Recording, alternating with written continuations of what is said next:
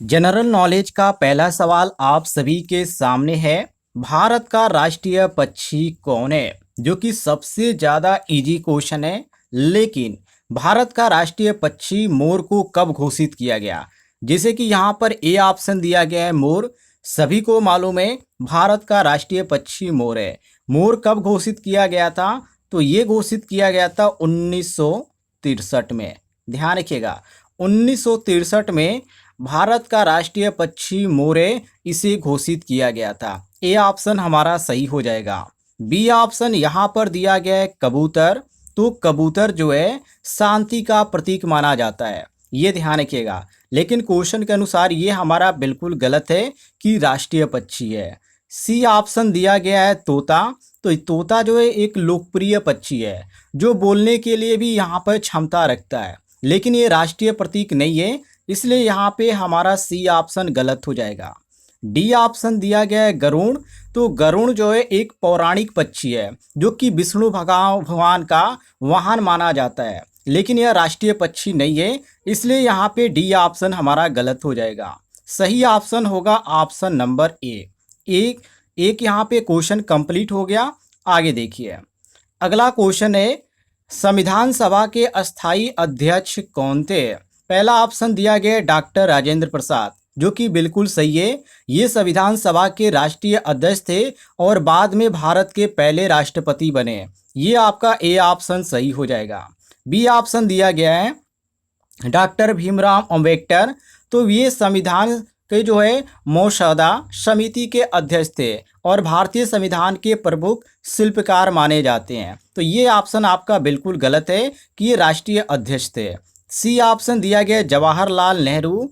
तो ये भी ऑप्शन बिल्कुल गलत है, क्योंकि इन्होंने केवल प्रस्ताव पेश किया था, लेकिन ये अध्यक्ष नहीं थे। तो ये हमारा सी ऑप्शन गलत है।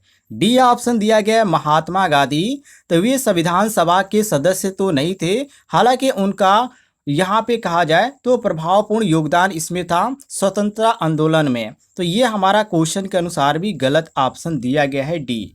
सही ऑप्शन दिया गया ऑप्शन नंबर ए, मिला लीजिएगा। आगे देखते हैं अगले सवाल को। अगले सवाल में पूछा जा रहा है पंचायती राज व्यवस्था भारत में पहली बार किस राज्य में लागू की गई थी? काफ़ी महत्वपूर्ण क्वेश्चन है। तो पहली बार राजस्थान में लागू की गई थी। पंचायती राज प्रणाली को 2 अक्टूबर, ध्यान रखिएगा, 2 अक्टूबर 1959 को, 2 अक्टूबर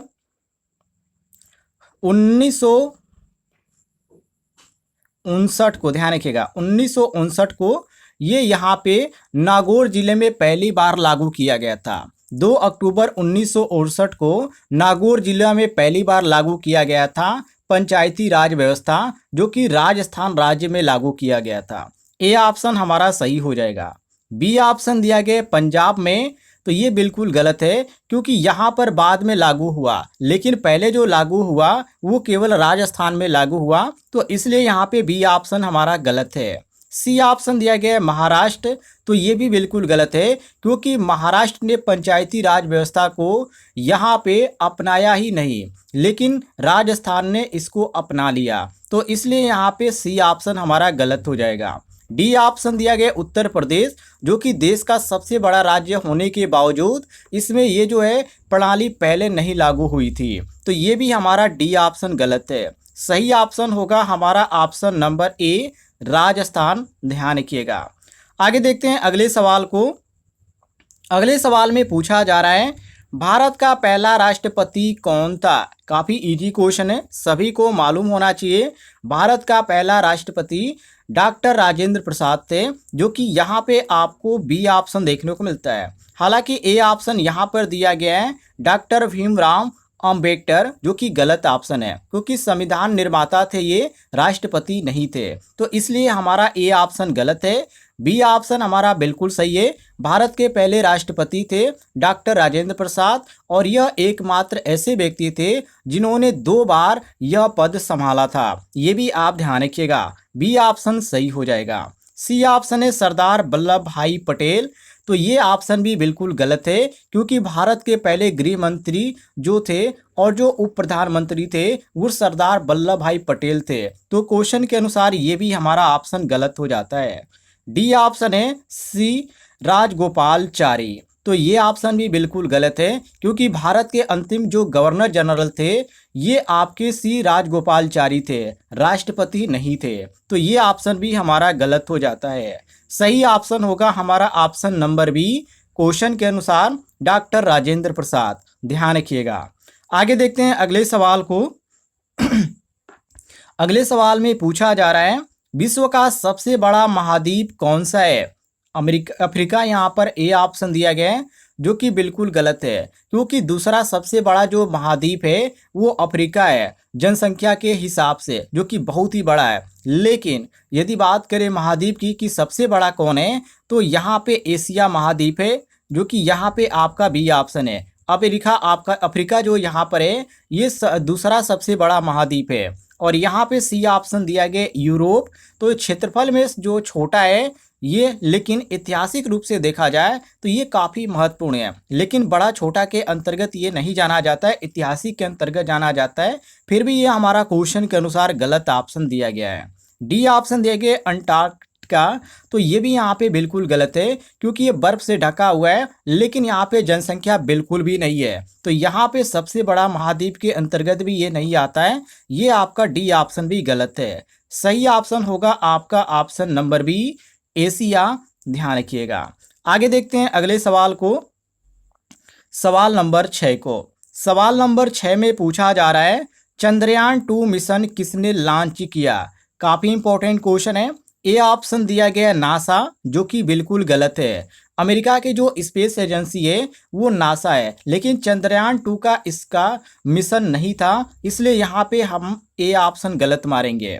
बी ऑप्शन है इसरो, जो कि भारत की अंतरिक्ष एजेंसी है, और इन्होंने ही चंद्रयान 2 को 22 जुलाई को 2019 में लॉन्च किया था। ये ध्यान रखिएगा। बी ऑप्शन हमारा सही हो जाता है। और यहाँ पे सी ऑप्शन दिया गया स्पेस एक्स, जो कि ये बिल्कुल गलत है, क्योंकि ये जो कंपनी है एक निजी अमेरिकन कंपनी है, और इसमें कोई भी यहाँ पे इससे चंद्रयान 2 से कोई भी लेना देना नहीं है। तो इसलिए यहाँ पे सी ऑप्शन हमारा गलत हो जाएगा। ये ध्यान रखिएगा। और यहाँ पे दिया गया रोस्कोस्मोस, तो ये भी बिल्कुल गलत है, क्योंकि ये रूस की यहाँ पे एजेंसी है, इससे भी कोई भी संबंध इसरो से नहीं है। तो ये भी हमारा गलत ऑप्शन है। सही ऑप्शन जो है वो हमारा बी ऑप्शन है इसरो, जो कि लॉन्च किया था चंद्रयान 2 22 जुलाई 2019 को। ध्यान रखिएगा। आगे देखते हैं अगले सवाल को। सवाल नंबर 7 पूछा जा रहा है संसद के 2 सदनों में से ऊपरी सदन कौन सा है? काफ़ी इंपॉर्टेंट क्वेश्चन है। यहाँ पर आपका ए ऑप्शन दिया गया लोकसभा। तो संसद का निचला जो सदन है वो आपका लोकसभा है। ध्यान रखिएगा। लेकिन जनता द्वारा चुने गए प्रतिनिधि इसमें होते हैं। तो ये हमारा क्वेश्चन के अनुसार बिल्कुल गलत है। और बी ऑप्शन दिए गए विधानसभा। तो ये भी बिल्कुल गलत है, क्योंकि विधानसभा राज्य की विधानसभा है, संसद का हिस्सा ये नहीं है। तो ये भी हमारा गलत हो जाएगा। और सी ऑप्शन दिया गया राज्यसभा। तो संसद का जो ऊपरी सदन है वो आपका राज्यसभा है, और यही इसमें हमसे पूछा जा रहा है कि संसद के 2 सदनों में से ऊपरी सदन कौन से है? तो ये आपका राज्यसभा है। ध्यान रखिएगा। ये आपका सी ऑप्शन बिल्कुल करेक्ट हो जाता है। संसद का जो ऊपरी सदन है उसको हम राज्यसभा बोलते हैं, जिसमें क्या होता है सभी जो राज्यों के माध्यम से क्या होता है इसमें चुना जाता है, जिसको हम राज्यसभा बोलते हैं। सी ऑप्शन सही हो जाएगा। डी ऑप्शन देंगे विधान परिषद। तो कुछ राज्यों में जो है द्विसंसदीय जो विधान व्यवस्था है उसके अनुसार जो है ऊपरी सदन है, लेकिन इसमें संसद यहाँ पे नहीं आता है। तो ये आपका विधान परिषद अलग हो जाता है। सही जो आपका हो जाएगा वो आपका ऑप्शन नंबर सी हो जाएगा। मिला लीजिएगा। आगे देखते हैं अगले सवाल को। सवाल नंबर 8 इसमें पूछा जा रहा है कि सिंधु घाटी सभ्यता का प्रमुख नगर कौन सा है? वेरी वेरी इंपॉर्टेंट क्वेश्चन है। ए ऑप्शन दिया गया है काशी, जो कि बिल्कुल गलत है। काशी जो है एक प्राचीन नगर है, लेकिन सिंधु घाटी सभ्यता का ये भाग नहीं है, इसलिए यहाँ पे हमारा ए ऑप्शन गलत हो जाएगा। बी ऑप्शन दिया गया लखनऊ। तो ये यहाँ पे गलत है, क्योंकि ये जो है एक अवध क्षेत्र माना जाता है, अवध क्षेत्र का प्रमुख नगर है ये, लेकिन सिंधु घाटी सभ्यता से इसका कोई भी लेना देना नहीं है, कोई भी संबंध नहीं है, इसलिए यहाँ पे बी ऑप्शन हमारा गलत हो जाएगा। सी ऑप्शन देंगे मोहनजोदाड़ो, ये आपका बिल्कुल सही है, क्योंकि सिंधु घाटी सभ्यता का यह एक प्रमुख नगर है मोहनजोदाड़ो, ये ध्यान रखिएगा। ये आपका सही होता है सी ऑप्शन करेक्ट आंसर।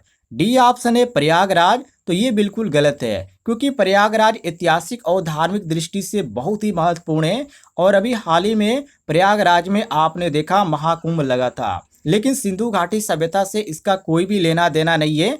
तो यहाँ पे आपका जो सही होता है वो ऑप्शन नंबर सी हो जाता है, ध्यान रखिएगा, सी ऑप्शन आपका करेक्ट आंसर हो जाएगा। आगे देखते हैं अगले सवाल को। अगले सवाल में पूछा जा रहा है भारत के प्रथम प्रधानमंत्री कौन थे। वेरी वेरी इंपॉर्टेंट क्वेश्चन है और काफ़ी इजी भी क्वेश्चन है, आप सभी को मालूम होना चाहिए। जवाहरलाल नेहरू जो थे वो भारत के प्रथम प्रधानमंत्री थे, ध्यान रखिएगा। और यहाँ पे आदि बात करें ऑप्शन की और, तो यहाँ पे ए ऑप्शन दिया गया डॉक्टर राजेंद्र प्रसाद, जो कि बिल्कुल गलत है। ये भारत के पहले राष्ट्रपति थे, प्रधानमंत्री नहीं थे, तो हमारा ए ऑप्शन गलत हो जाता है।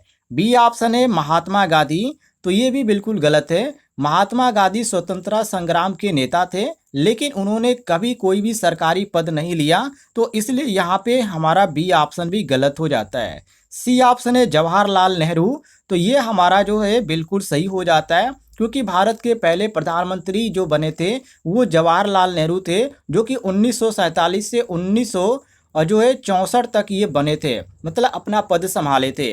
ये आपका सी ऑप्शन सही हो जाएगा।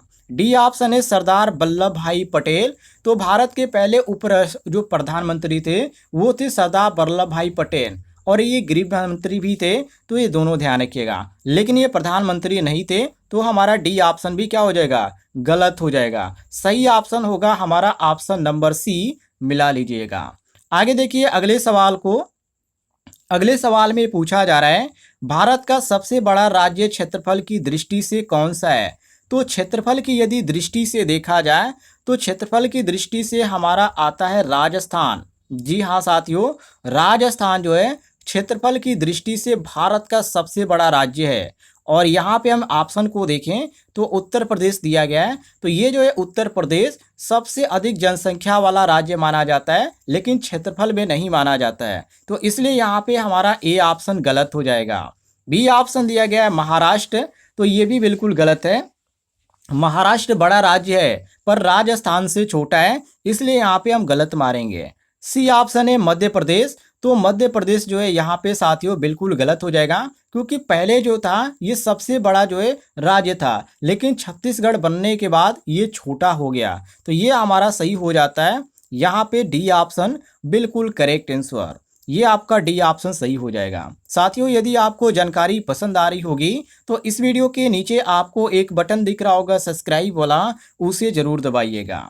अगला सवाल आप सभी के सामने है, जल जीवन मिशन किस उद्देश्य के लिए शुरू किया गया। ये भी क्वेश्चन आपका काफ़ी इम्पोर्टेंट है। तो जल जीवन मिशन जो है साथियों, ये जो यहाँ पे इसका जो उद्देश्य है यहाँ पे इसको शुरू करने का, वो है साथियों पेयजल उपलब्ध कराना। मतलब कि जल जीवन मिशन का मुख्य उद्देश्य जो है ग्रामीण क्षेत्रों में हर घर तक नल से जल पहुँचाना है, जो कि यहाँ पे आपको सी ऑप्शन देखने को मिलता है करेक्ट आंसर।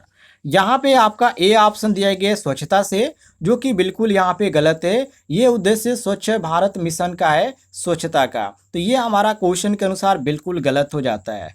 बी ऑप्शन है शिक्षा का, जो कि शिक्षा के लिए सर्व शिक्षा जो अभियान है ये आपका संग्राम शिक्षा योजना है, लेकिन जल जीवन मिशन से इसका कोई भी लेना देना नहीं है, तो हम यहाँ पे बी ऑप्शन गलत मारेंगे। डी ऑप्शन है महिला सुरक्षा, तो इसके लिए बेटी बचाओ बेटी पढ़ाओ का योजना का नाम आपने सुना होगा, जो कि महिला सुरक्षा के अंतर्गत आती है, तो ये भी हमारा जल मिशन योजना के अंतर्गत ही आता है, तो ये हमारा सही होता है केवल option number C correct answer. अगला सवाल है आप सभी के सामने, और सभी लोग इस सवाल का जवाब कमेंट बॉक्स में दीजिएगा। महात्मा गांधी को राष्ट्रपिता की उपाधि किसने दी थी। नेहरू ने, या सुभाष चंद्र बोस ने, या डॉक्टर अंबेडकर ने, या राजगोपालचारी ने। यदि आपको इस सवाल का जवाब मालूम है तो कमेंट में इसका जवाब जरूर दीजिएगा।